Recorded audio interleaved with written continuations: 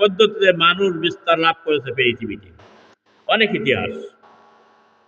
এরপরে আল্লাহ রাব্বুল আলামিন বলছেন, মানুষকে আমি শুধু একটা মানুষ যদি পৃথিবীতে সৃষ্টি করে দিতাম, শান্তি হতো না, নেগেটিভ আর পজিটিভ না হইলে। এই জন্য মানুষকে আমি জোড়ায় জোড়ায় সৃষ্টি করেছি। কোরআনে কারিমের মধ্যে মহান আল্লাহ রাব্বুল আলামিন সূরা কিয়ামার ৩৭ নম্বর আয়াত থেকে ৩৯ নম্বর আয়াতে বলছেন, আলাম ইয়াকুনু তুফাতাম মিন মানিয়্যিন সুম্মা কানা আলাকাতান ফাখালাকনা وخلق فسوى فجعل منه زوجين الذكر والأنثى। আল্লাহ রাব্বুল আলামিন বলেন, সে কি নিক্ষিপ্ত এক ফোঁটা শত্রুবিন্দু নয়, নাপাক পানি কি নাই? মানুষ কি জানে না যে আমি এত সুন্দর সুঠাম সুসংগঠিত এই দেহখানা আমি এক ফোঁটা নাপাক পানি দ্বারাই সৃষ্টি করেছি? চিৎকার মারে বলেন সুবহানাল্লাহ। মানুষ কি জানে? এই যে গাদ্দারি করে মানুষ, অহংকার তাকব্বুরি, আসলে নাপাক পানির তৈরি মানুষ। এক ফোঁটা নাপাক পানি দিয়ে আল্লাহ পাক বলতেন, মিন নুতফাতিন আলাকাতিন, স্বামী স্ত্রীর মিশ্রণে পুরুষের পৃষ্ঠদেশ থেকে যে নাপাক পানিটা স্খলিত হয়ে নারীর রেহেমের ভিতরে যায়, সেখানে এই নাপাক পানি দ্বারা আল্লাহ পাক বলতেন আমি তোকে সৃষ্টি করলাম। এরপরে শুধু সৃষ্টি নয়, ওই পানিটা স্খলিত দেওয়ার পরে 40 দিন পর পরে আমি তা রূপান্তরিত করেছি, পরিবর্তন করেছি। এক রক্ত থেকে রক্তপিণ্ড, নাপাক পানি থেকে রক্তপিণ্ড, তারপরে হাড্ডি, তারপরে মাংস। এমনি ভাবে আমি একটি সুন্দর একটি সুসংগঠিত মানুষ বানাইছি 90 দিনের ভিতরে। এই 90 দিনের ভিতরে আল্লাহ রাব্বুল আলামিন মায়ের গর্ভে, এখানে 4টে জিনিস লিখে দেন। কোন বর্ণনার মধ্যে আছে 5টা। ওখানে ছেলে হবে না মেয়ে হবে, ওখানের ভাগ্যে কি লেখা আছে? আলমে আরাফ থেকে আল্লাহ রাব্বুল আলামিন নির্ধারণ করে দেন কতদিন পৃথিবীতে বাঁচবে, হায়াত কত পাবে এবং মৃত্যু তার কবে হবে। ওই 90 দিনের ভিতরে লিখিত হয়ে যায়। চিৎকার মেরে বলেন সুবহানাল্লাহ।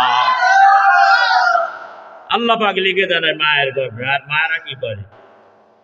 ওই সময় কিন্তু সন্তান গর্ভে হলে মায়েদের দরকার ছিল যে আমার এই সন্তানরা যেন ভবিষ্যৎ দিনদার, পরেশগারী, আল্লাহওয়ালা এবং আলেম হয়ে যেন দুনিয়ায় যেন পয়দা হতে পারে। আল্লাহ যেন এটা লিখিত করেন। এটা মা বাবার কামনা বাসনা থাকা উচিত ছিল। মায়েরা ফেসবুক আর টিকটক নিয়ে ব্যস্ত থাকে, টিভি নিয়ে ব্যস্ত থাকে, বিভিন্ন নভেল নাটক নিয়ে ব্যস্ত থাকে, এই নাচ গান নিয়ে ব্যস্ত থাকে, এই পেট ঘাড়ে করে নিয়ে এখানে ওখানে মাঠে ময়দানে নেচি বেড়ায়, বিয়ে বেপর্দায়। এই জন্য সন্তানগুলো হয় ঠিক সেই রকম অবৈধ সন্তান পিতা মাতার। আল্লাহ শিখাই দিয়েছেন কোরআনে। এই জন্য বন্ধুরা আল্লাহ পাক বলতেন, সুম্মা কানা আলাকাতান ফাখালাকা ফাসাওয়া ফাজআলা মিনহু যাওজাইনি যাকারা ওয়াল উনসা।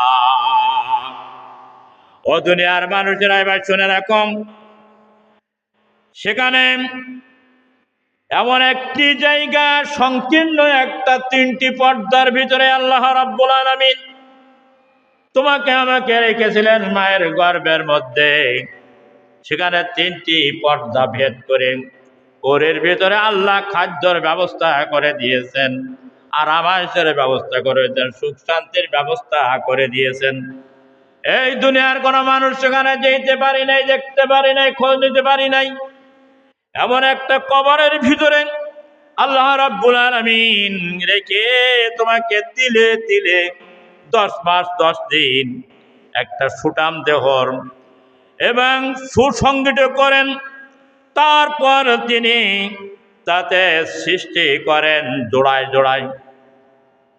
ওখানে আল্লাহ তাআলা জোড় সৃষ্টি করে দিয়েছেন।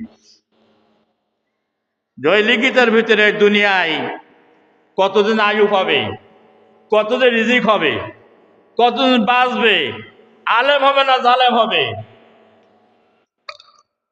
এরপরে ওর সঙ্গে কোন নারীটার বিয়ে হবে তাও আল্লাহ ঠিক করে দিয়েছেন। তুমি আমি লাফালাফি করলে তো হবে না, জানতে হবে আগে যে আমি কে, কোথায় ছিলাম, কোথায় এসেছি আর কোথায় যেতে হবে।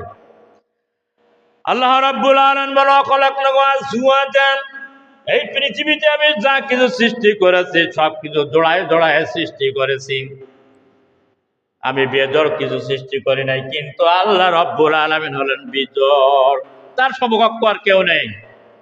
আল্লাহ পজিটিভ, এক আল্লাহ, একক আল্লাহ, আল্লাহর সঙ্গে আর তার সমকক্ষ নেই। আর সব পৃথিবীতে আল্লাহ জোড়ায় জোড়, রাত দিন, তারপরে হলেন সত্য মিথ্যা, হক বাতিল, এমনি ভাবে যত প্রকারে আছে নারী পুরুষ জোড়ায় জোড়ায়। যাওজাইনে ওয়া যাকারা ওয়া উনসা, নারী এবং পুরুষ সৃষ্টি করে দিয়েই তো পৃথিবীতে শান্তি হলো।